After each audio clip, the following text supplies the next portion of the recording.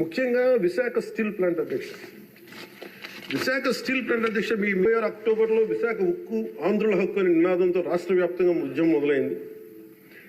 దాదాపు ఉద్యమంలోకి యువత విద్యార్థులు పూర్తి స్థాయిలో వచ్చారు. 1966 నవంబర్ 1వ తేదీన రాష్ట్ర వ్యాప్తంగా నిరసనలు చేపట్టారు.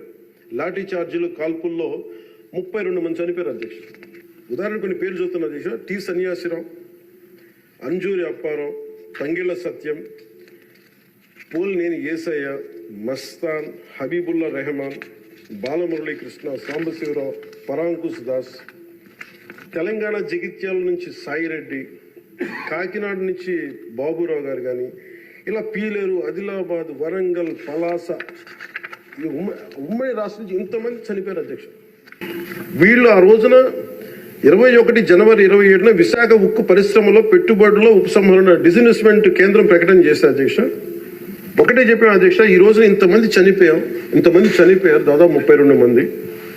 మా ఆంధ్రప్రదేశ్లో తెలంగాణకి తెలంగాణ అన్న భావం ఉంటుంది. మా ఆంధ్రప్రదేశ్కి దురదృష్టం ఏంటో దౌర్భాగ్యం తెలియదు. మాకు ఎప్పుడు కులాల భావం తప్ప మేము ఆంధ్రులు అనే భావన మాకు లేదు.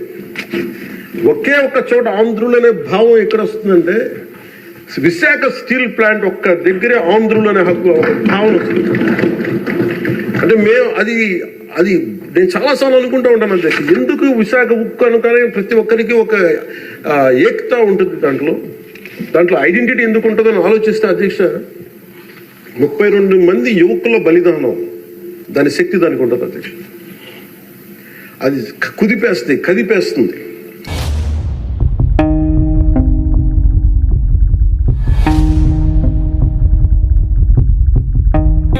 నూటికి 100% కేంద్ర ప్రభుత్వ వాటాలున్న ఏకైక భారీ పరిశ్రమ భారతదేశంలోనే సముద్ర తీరంలో ఉన్న ఒకే ఒక్క ఉక్కు పరిశ్రమ.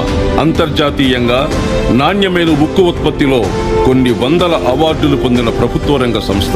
2010 సంవత్సరంలో నవరత్నాల్లో ఒకటిగా గుర్తించారు.